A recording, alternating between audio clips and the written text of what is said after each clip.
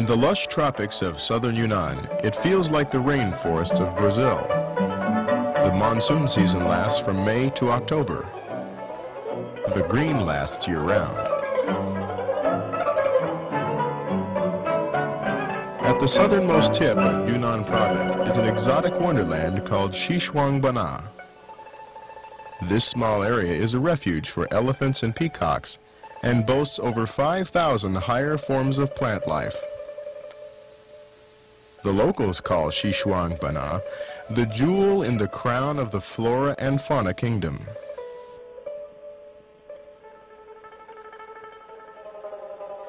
Over the centuries, at least 13 different minority people groups have settled in this choice land.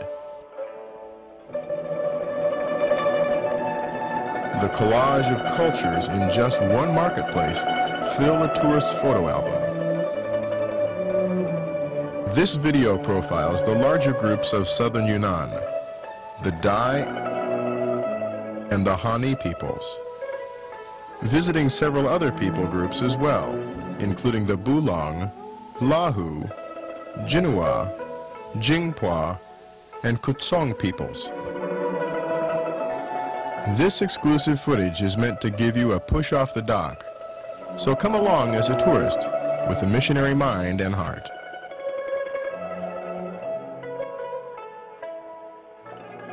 The mighty Mekong River courses through southeastern Asia. Originating in central China, it flows through Tibet and Yunnan Province, leaving China to skirt the borders of Myanmar, Thailand, Laos, and Cambodia, and through Vietnam to the sea. Transportation on the Mekong links all of Southeast Asia and opens the doors to increased trade between these diverse nations. But near the border of China and Myanmar, formerly Burma, the river is as narrow as a stone's throw. Crossing the border between these two nations is like crossing the street to a neighbor's home. The people say that China's chickens lay eggs in Myanmar, and Myanmar's melon vines bear melons in China. Burmese minority peoples, such as these women, cross the river to trade with one of China's most prosperous minority groups, the Dai people. The Dai are interested in novelty items from Southeast Asia, such as cosmetics, women's fashions, and cigarettes from Hong Kong. Their trade partners from Myanmar are eager to buy tropical fruits, peanuts, purple rice, and other products grown in the fields of Xishuangbanna. The Dai people number just over 1 million and enjoy the highest social status of any of the minorities in southern Yunnan.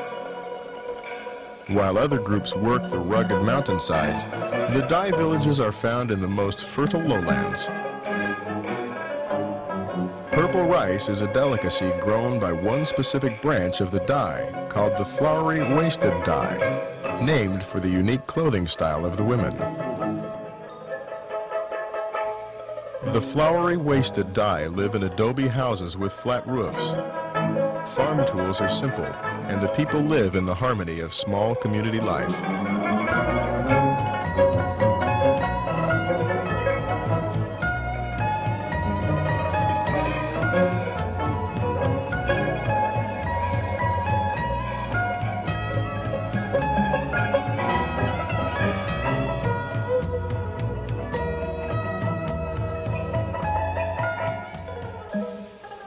A short trip up the river leads to another kind of Dai village. This branch of Dai people is called the Water Dai. The majority of the Dai belong to this subgroup. Some build homes on bamboo stilts in the swamps of the Mekong River. Life in these villages is adapted to the true climate of the tropics.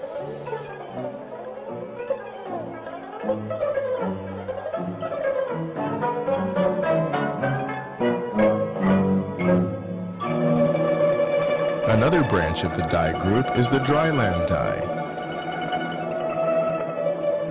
These people live inland in two-story homes with thatched roofs. Both dryland and water Dai women dress in the typical Dai costume. Ancient pagodas in this region of Xishuangbanna boast the cultural pride of the Dai people and the importance of Buddhism among this people group. The Dai follow Hinayana Buddhism, introduced into their area many centuries ago. The landmarks of their culture are the opulent temples and shrines boasting their great devotion to Buddha.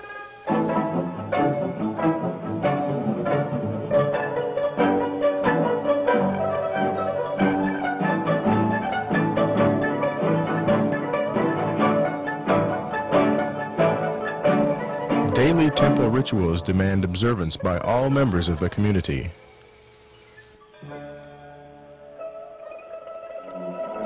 All young Dai boys enter the monastery at the age of 7, where for 6 years they learn about their culture, survival skills, and the philosophy of Buddha. Churches in different parts of the world have adopted the Dai people as targets for evangelistic prayer, and it's working. Evangelists from many nearby countries are finding a real openness to Christ in many villages, and the Bible is now available in the Dai language.